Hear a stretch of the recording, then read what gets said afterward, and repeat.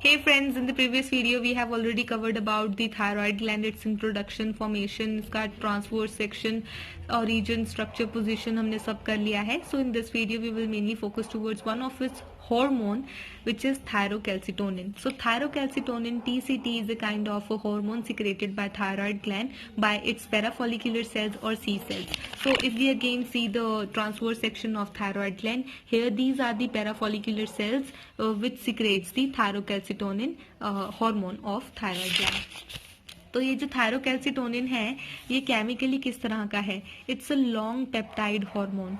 Long peptide hormone. तो इसकी chemical nature जो है प्रोटीन्स की प्रोटीनेशियस है थोड़ा सा, यानी कि प्रोटीन का बना हुआ है. तो we can say it's a long peptide hormone containing 32 amino acid. तो प्रोटीनेशियस है, पेप्टाइड बॉन्ड प्रेजेंट है. So it's a long peptide hormone. 32 amino acids are present which is secreted by parafollicular cells और C cells of thyroid gland. So in the previous video also we have discuss कि किस तरह से parafollicular cells और C sales जो है actually secrete करते हैं थायरोकैल्सिटोनिन को, right. The next thing is कि इसकी सिक्रेशन जो है वो कौन स्टिमुलेट करता है, कौन रेगुलेट करता है, किस तरह से होती है. तो this is very important in this video. So जो टीसीटी है थायरोकैल्सिटोनिन, उसको जो है सिक्रेट करने के लिए जो है एक मैकेनिज्म चाहिए जिसको हम फीडबैक मैकेनिज्म या फीडबैक कंट्रोल बोलते हैं.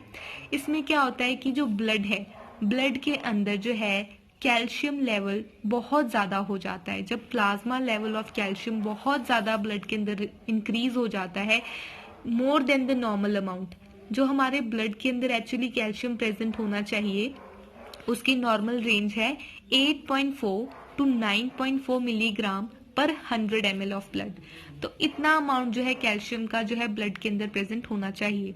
लेकिन जब कैल्शियम का अमाउंट जो है ब्लड के अंदर या प्लाज्मा के अंदर बहुत ज़्यादा राइज कर जाता है, बहुत एक्सेस में राइज कर जाता है, तो उस टाइम पे जो है स्टिमुलेशन होती है टीसीटी की टू उस टाइम पे पैराफोलिकुलर सेल्स या सी सेल्स जो है वो स्टिमुलेट होते हैं टू रिलीज टीसीटी और थायरोकैल्सिटोनिन.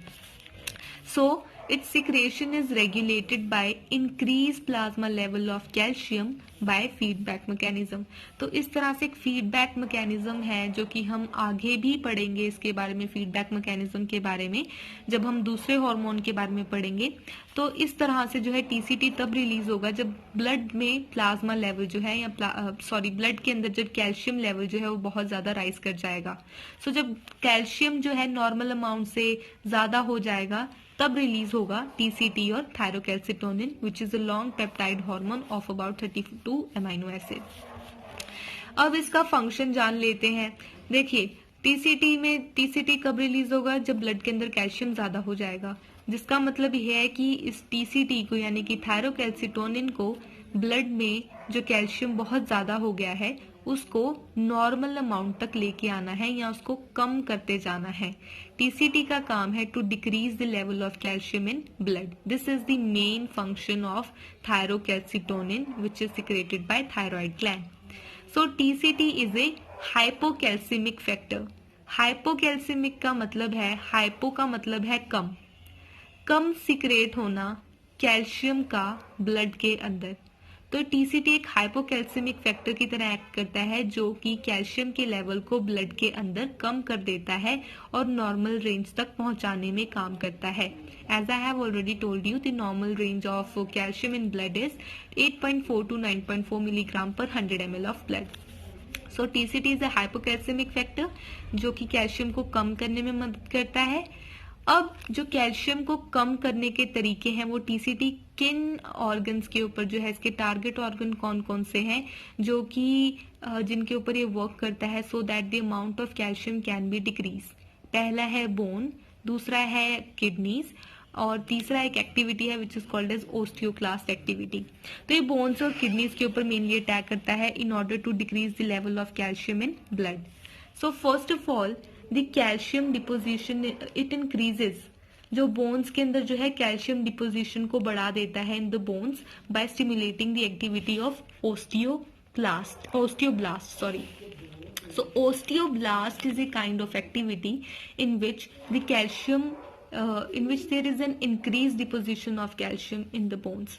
जब बोन्स जो है हड्डियों के साथ बहुत ज्यादा कैल्शियम जुड़ना शुरू हो जाए तो वो जो है उस एक्टिविटी से क्या होगा, ब्लड के अंदर जो कैल्शियम जो है बहुत ज्यादा हो गया है वो धीरे धीरे बोन्स के साथ जो है ज्यादा डिपॉजिट होना स्टार्ट हो जाएगा, और इसके कारण जो है जो कैल्शियम लेवल है वो ब्लड के अंदर कम होना शुरू हो जाएगा। So it checks the osteoporosis, right, which is a process जिससे हमें पता चलता है कि कैल्शियम जो है वो कितना ज्यादा जो है बोन्स के साथ अटैच हो रहा है और कितना जो है ब्लड में कम हो रहा है। So by increasing the calcium deposition in the bones by stimulating the activity of osteoblast, TCT helps in decreasing the level of calcium in blood. The second function is that it decreases the reabsorption of calcium from nephric filters। तो क्योंकि calcium का level इसने कम करना है blood के अंदर, तो ये क्या करेगा, रीएब्जॉर्प्शन को कम कर देगा कैल्शियम की फ्रॉम नेफ्रिक फिल्टर्स। इससे क्या होगा, जो कैल्शियम है वो बहुत ज्यादा जो है यूरिन के थ्रू बाहर निकल जाएगा, तो जो रीएब्जॉर्प्शन है कैल्शियम की वो कम हो जाएगी through nephric filter, so increasing the excretion of calcium. So ज्यादा से ज्यादा कैल्शियम है जो बॉडी से बाहर निकलना शुरू हो जाएगा थ्रू यूरिन, क्योंकि उसकी रीएब्जॉर्प्शन जो है वो बहुत कम होना शुरू हो जाएगी। तीसरा है it inhibits the activity of osteoclast. Osteoclast क्या होता है, ओस्टियोक्लास्ट में एक एक्टिविटी है जिसमें जो है कैल्शियम जो है वो बोन्स से निकलना शुरू हो जाता है, और there is a separation of calcium from the bones, from bones to blood. तो बोन्स से कैल्शियम निकल के ब्लड के अंदर बहुत ज्यादा चलना शुरू हो जाता है, उस चीज को ओस्टियोक्लास्ट बोलते हैं। तो उस एक्टिविटी को कम करना जो काम है वो टीसीटी का है, थायरोकैल्सिटोनिन का है। So thyrocalcitonin inhibits the activity of osteoclast in order to decrease the level of calcium in blood.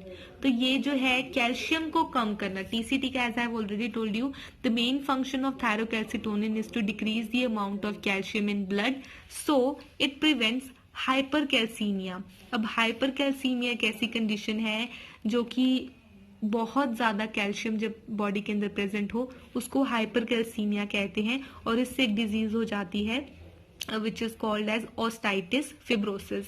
So osteitis fibrosis से बचने के लिए और बहुत ज्यादा जो कैल्शियम का लेवल है ब्लड के अंदर रेज ना हो, उस चीज को प्रिवेंट करने का काम है थायरोकैल्सिटोनिन का।